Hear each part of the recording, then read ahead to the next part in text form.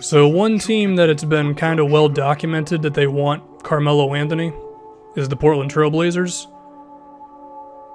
I guess they believe that if you put Melo into what they've got going with CJ McCollum, who's one of the better offensive shooting guards in the NBA, as well as with Damian Lillard, that you could just have three guys who have the ability to put up over 20 points a game. There's also Yusuf Nurkic, who's good. The thing is, it's the Melo no-trade clause, man. And I have seen some people bring this one up in the comment section. I mean, I would love to get back Mo Harkless because he's 24 years old and he fits into our timeline well, can defend multiple positions, and his offensive game is not far away from being just pretty good, even if he'd be like a spot shooter and stuff. But, I mean, if Melo says he's only willing to do it for the Rockets and potentially the Cavs, then unless the Blazers just become amazing, I just don't see a way in which I would actually make that trade happen. Now, if the Blazers become amazing, maybe it's a different conversation, but as of right now, I don't think it's going to happen. We're playing the Pacers, actual 2K18 gameplay. Who would have thought it on this channel? We got to talk about the 2K18 camera because it's weird.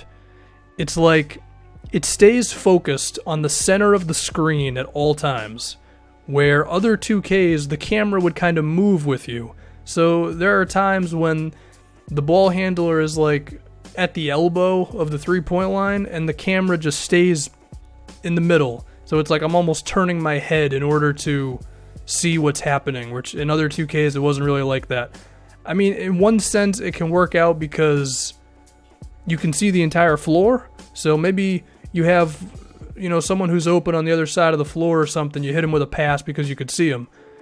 Now, of course, this is because I'm using the 2K camera angle. If I was using the broadcast camera angle, this would be totally fine, but, I mean, what are you going to do? So, that's my thing about the camera. As far as 2K18 just as a game, well, to be honest, this was really the first gameplay that I've played in this game. Like, I mean, I've done a couple of videos where I will, play the game for about 10 minutes just to get some footage to talk about something going on in the NBA. But even then, I'm not really mentally checked in on those videos. Here, I actually gave a crap. I had a couple of plays for a playbook. I was actually trying to win the game and all that. So, I will say, it felt good. It felt pretty good. I like... What was a particular thing that I thought was really cool about 2K18? It seems like, number one, your defenders do a better job of not running into each other, because I felt in previous 2Ks, they would have these moments of like colliding with each other while trying to play defense, and it was a problem. In this one, it feels better. Getting around screens for defensive players feels way more fluid. I feel like the switching is also better. It's a little bit more automatic now, so that's good of 2K that they kind of paid attention to that. There's also the rotations felt kind of alright. I shouldn't have jumped with Kyle O'Quinn there. In the sense of the Pacers didn't just make mass substitutions, like they actually like gradually put their bench in the game, because one of the most annoying things in 2K for a while for me has been how the CPU will just take out all 5 starters and put all 5 bench players in the game, because teams in real life don't do that. Like, they stagger the star players' minutes, they take one of their better players out like halfway through the first, they put him back in with the stars, or not with the stars, the bench, which I did with Carmelo Anthony in this game. So it's good that there have been some improvements. The pick and rolls were awkward, though. It felt like sometimes when I wanted to get a screen from a big man, and I was the ball handler, it feels like the defender warps into the screen before they actually should, and then as a result, they're able to recover back onto you before you even use the screen to your advantage as the ball handler. So, I don't know. Some improvements. This is my first game, so if I play more of this game, I'm sure I'm going to find things I like, dislike, the whole 9 yards. I like the shot meter, by the way. People in the past have asked me why don't I use the shot meter, because I've always felt it was super awkward. It was like underneath my player. I couldn't tell if it was early or late. It was like, you take the shot and then you either make it in or you miss, and typically team's going to get the rebound, which means the camera is then turning over to the other side of the floor, because I use 2K camera, of course. And it was like, with all that going on, I couldn't tell if the shot meter, I didn't know what it was telling me. The new one is super simple and easy to read, so I love it, so I'm just going to use that from now on. Michael Beasley's open for a 3. We went with the stretch 5 offense there because I went with Porzingis at center because Al Jefferson was kind of killing us a little bit, so I'm like, well, let's see what happens if I have Porzingis match up with Jefferson. Funny enough, Al Jefferson was kind of not terrible at defending Porzingis, so we had that going for us. We got a switch with Darren Collison. Ntilikina is wide open and then some. He missed that one, but you're noticing the double team that they're bringing on Porzingis at this point. Something tells me that Ntilikina might get a couple more opportunities there. And Lance Stevenson was feeling himself there. That wasn't Lance Stevenson, it was Victor Oladipo. Notice I have more of a defensive-oriented lineup in right now, although Carmelo Anthony's not in. I don't know, that was kind of a mistake on my part. It wasn't going horribly as Courtney Lee makes a 3 there. We were just running it through Porzingis. I do have Melo come back in around the 2-minute mark.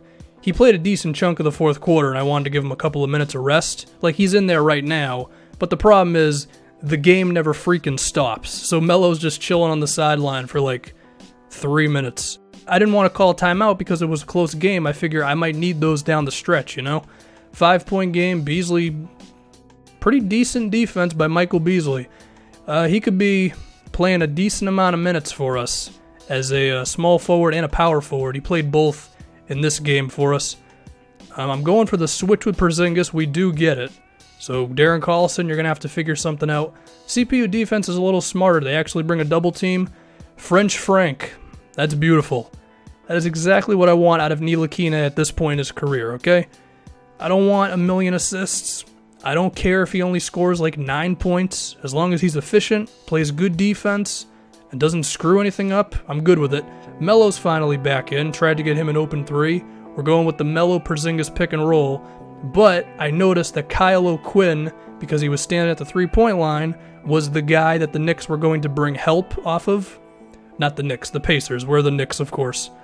So I kind of have that in the back of my mind. So after Porzingis fouls Thad Young, shout out to Thad Young for being over 30 and still athletic. I think he's 30 exactly now, I don't remember. So I kind of had that in the back of my mind that they were going to bring the help off of Kyle O'Quinn.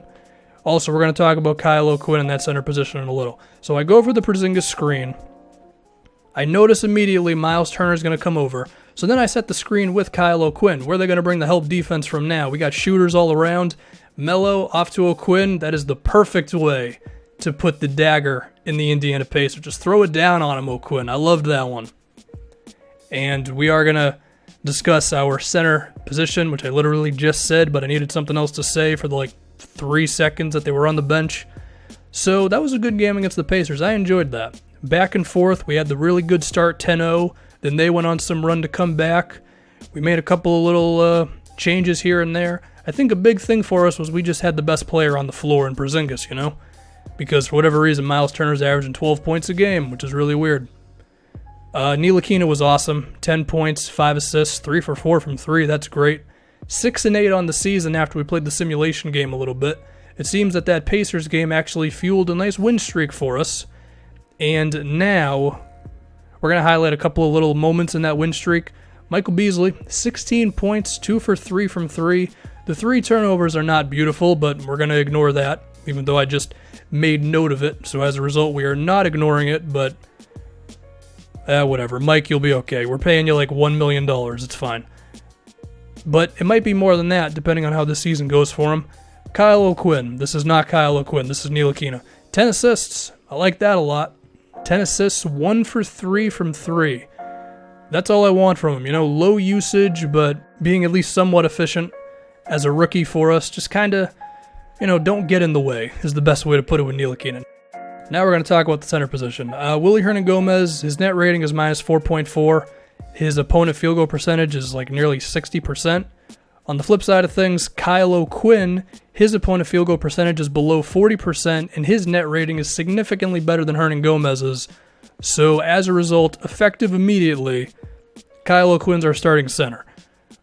Because we're just flat out better when he's in the game. And when I was using Carmelo and Porzingis a lot offensively in that game against the Pacers, I didn't really know how to use Hernangomez. I didn't want to give him the ball in a post-up. I got other guys to score. O'Quinn could actually fill a role for us, even if I wasn't really giving him the ball that much.